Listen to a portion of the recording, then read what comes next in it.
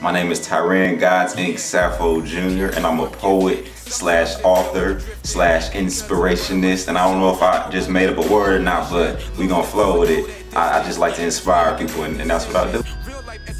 Dreams like real life don't see my existence, and they say man the sky's the limit, and I'm still trying to fly up in it. I don't smoke but I feel so tempted. Roll it up homie, let's get lifted. Usually my poetry is about just life in general. You know, I take people's stories and I'll write about it, like people who don't have a voice, people who can't really say how they feeling. You know, I'll take their stories and it'll seem like I've been through it because I'm so particular and I'm so precise, you know, in the stories that I write.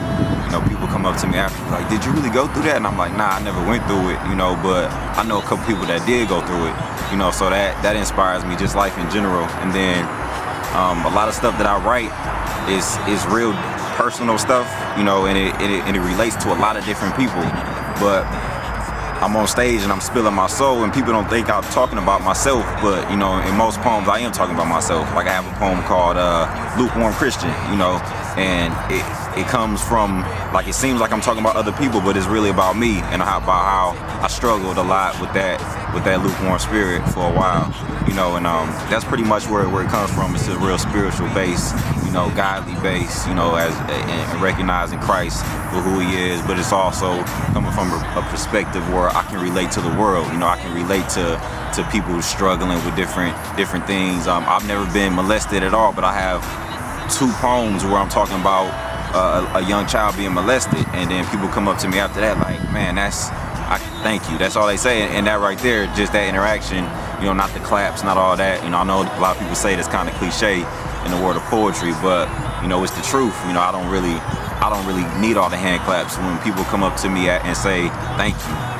That's it for me right there. You know, that gives me drive, and that inspires me to keep going and keep writing. You know, and that's what drives my poetry. That's why I write. You know, I write to not only save myself, not only encourage myself, but to encourage others, because that's what it says in Timothy, 1 Timothy, I believe. You know, you write to save yourself, and if your writing can't save yourself, it won't be able to save others. You know, so shout out to GF Soldier, he really put me on that. But yeah, that's why I write. You know, for my own personal healing, and also for other people's healing.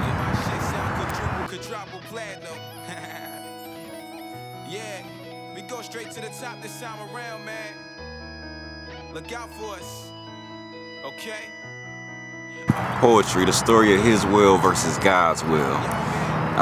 People always ask me, why you pick the name poetry for your book title? It's not poetry, but then I point them like to the word where Ephesians 2:8 says we are his poetry, we are his workmanship, and so that's why I picked that name for the book. And since we are all his poetry, the life we live is poetry. You might not even be a poet yourself, but you know, the way you are, the way you're living is poetry to God. So the book in itself is just a synopsis of my college years. I went to school for 5 years, University of Wisconsin Parkside, graduated in 2006, and it's a time capsule. It's putting all those 5 years into about 1 year, you know, 1 year of action. And it's just my whole struggling to put God's will above my own. You know, I got into a lot of dumb things that I shouldn't have got into, you know, basically because I want to do what I want to do. You know, I wasn't getting money fast enough. You know, a job wasn't coming up, so I figured I'd do what I had to do to get money in my pockets. You know, as far as the women, you know, colleges like Babylon, you know, you go out and it's just, you can go down to apartments, you know, a couple steps, and it's trouble you get into. It's trouble everywhere. So if you're not smart, you know, you're gonna get into that trouble, and I wasn't smart. So it's just showing how God's grace protected me through all my foolishness, and show that he still loved me, you know, to let me go through all that and to still be here, you know, 2012, writing about it and talking about it, and hoping that people can read that story and show that God's grace is real and his love is real, and he'll protect you even when you're wrong, because he loves you, because that's why Christ came for you. He came to die for everybody, you know, not just me, not just you, but everybody. So we all had an option and a chance, and his grace, some of us, you know, his grace allows us to go through all that, and I was one of the ones that went through it and wasn't taken out by anything, you know. I exposed myself to a lot, you know, and it was God's grace that kept me to the point where I'm here. And then, like I said, a lot of people don't have that same testimony where they're saying I went through this and I made it, because some people, it's graveyards everywhere, you know, filled with people who want another chance, who want second chances, and a lot of people don't make it through. So you really got to take out the opportunities that you have, you know, and press forward, you know, whether it's just life in general, going after your dreams, or more importantly, you know, finding out why you're on this earth, finding out why Christ died for you, finding out why you here, finding out why God loves you so much. Because once you figure that out, you know, nothing can come against you. You know, nothing can stop you. So you just gonna keep going based off of what you know about Christ and what you know about God. So that's what the story is about, basically.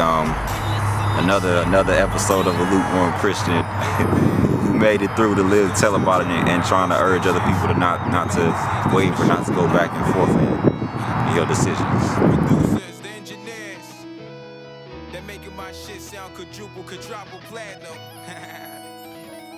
Yeah, we go straight to the top this time around, man.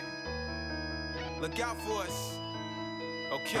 Cross-Eyed is the name of the CD I'm coming out with, the poetry CD. Like I said, we got the book, but now, like, poetry is another passion of mine. So it's produced by my cousin B. Campbell, my other friend Baby Boy Productions, and then Emery Keys. And it's basically it's another one of my babies, you know. I'm more excited about this than I was about my first book coming out, because I put so much into this as well. And let's see, it's a broad range of things I'm talking about. What I got a poem called Fraud, where I'm talking about how some of the people in the church, you know, the ministers and things, they put the church over their family, you know, and that's expressly forbidden, you know, in the Word of God. So I kind of come at them real hard. I got a one called, like I said, Lukewarm Christians. You know, it's real spiritual, but on the same tip, I have a poem called 80s Babies, where I'm just out chilling, you know, relaxing. It's about how I grew up in the 90s, you know, the things I like, Ninja Turtles, you know, and a lot of people, when I say that on stage, they are like, like, you gotta hear the crowd reaction to that. So I'm gonna do that one live, just so y'all can see how, or hear what's going on. But, you know, it's real wide. It's a broad range. It's diverse what I'm coming out with, you know, to the point where an 80-year-old grandmother can be in the same room with a 10-year-old child, and they could both be like, oh yeah, I got something from that, you know. It's real descriptive, you know. I got probably 3 poems, one called God Resides, another one called Kidnapped, another one called Hush, where they're like 3 stories, and it's put into a poem, you know, but it's an actual story. And actually, when the show come out, because I'm doing a release show, I'm going to be doing that. I'm going to be saying a poem while they're acting out, you know, what I'm saying. So it's going to be real different. And I'm really excited for it. You know, people waiting for it, because I've been doing poetry for about 5, 6, 7 years, you know. Never dropped a CD, but this is going to be my very first one. I got a mixtape out called The Appetizers on SoundCloud.com. Just look me up, God's Ink. You'll be able to find all the tracks. And I'm really excited about Cross-Eyed though. Cross-Eyed is the message behind that is eyes on the cross. That's why it's called Cross-Eyed. But I'm really excited that my girl K. Renee gonna be in it singing. You know, that's my homie, and it's gonna be real interesting. I'm really excited.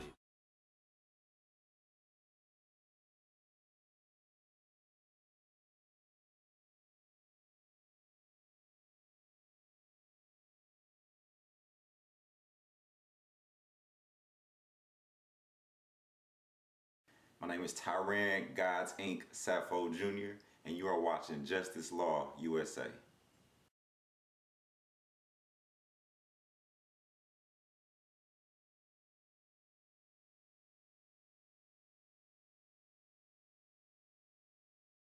Yo, it seems like I'm just losing direction. Or maybe I'm just lost in my own imperfections. I got the footnotes if you wanna use me as a reference. Cause every day in my life learn a valuable lesson. Everything I'm not made me everything I am. Everything I'm missing turn my family into critics. I just wanted them to listen. I noticed that they didn't, so I'm getting that they really wasn't feeling my decisions. I only wanted them to be happy that I did it, but it feels like I'm happier when I just keep my distance.